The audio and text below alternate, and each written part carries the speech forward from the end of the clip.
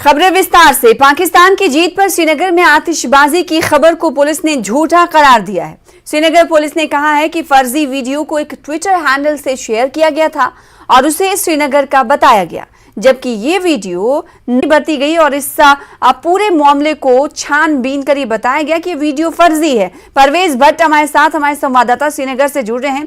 परवेज, सबसे पहले तो ये जानना चाहेंगे कि माहौल इलाके में हालात कैसे हैं, क्योंकि फर्जी वीडियो के चलते बहुत कुछ हमने देखा है इससे पहले भी कि ऐसे वाकयात भी हो जाते हैं, ऐसे घटना घटित हो जाती है, फिर उसके बाद में पता चलता है कि वीडियो फर्जी था। आज यही साबित हुआ। पुलिस की तरफ से कब ये पता लगाया जा सका, कितने बजे, कि ये वीडियो फर्जी है? बिल्कुल सना, ये कल रात की बात है जब मैच खत्म हुआ है। जो ही मैच खत्म हो गया तो सागर कुमार सुदर्शन नाम का एक शख्स है, ट्विटर हैंडल पे वो एक पुराना वीडियो शेयर करता है जिसमें फायर क्रैकर्स वगैरह जलाते हुए, पटाखे जलाते हुए श्रीनगर के नवागढ़ एरिया में दिखाया जाता है। तो श्रीनगर पुलिस जो है उसमें तुरंत कार्रवाई करके वीडियो की वेरिफिकेशन कराती है और पता चलता है ये 2 साल पुराना वीडियो है, 3 साल पुराना वीडियो है और वो भी शायद किसी तकरीब का वीडियो है और शादी की तकरीब का वीडियो है। तो उसको सर्कुलेट करने की कोशिश की गई है सागर कुमार की तरफ से और कोशिश ये की गई है।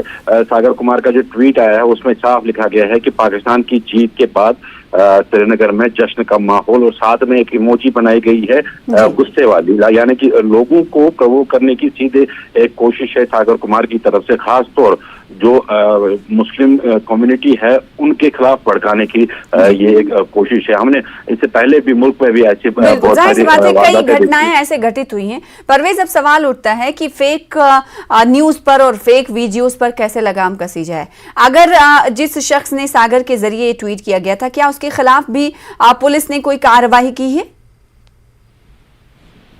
देखिए सना, अभी इसमें कार्रवाई तो नहीं हुई है। हालांकि पुलिस ने ट्वीट करके कल ये साफ कर दिया था कि ये वीडियो जो सर्कुलेशन में है ये सेंसेशनलिज्म फैलाने के लिए किया गया है और ऐसा कोई वाकया यहाँ श्रीनगर में पेश नहीं आया। लेकिन पुलिस को चाहिए कि इस बात का संज्ञान ले, इस बात को गौर फिक्र से ले, और ताकि दोबारा ऐसी हरकत ना हो और कोई कश्मीरी या कोई मुस्लिम बाहर के जो स्टेट्स है वहाँ पे टारगेट न बन जाए। क्योंकि हमने देखा है कि स्टूडेंट्स को फिर टारगेट किया जाता है, जो बिजनेस करने के लिए जाते हैं उनको टारगेट किया जाता है। मैच के बाद ही जो ही सिलसिला शुरू हो जाता है, तो ऐसे वाक़ात बहुत सारे पेश आए।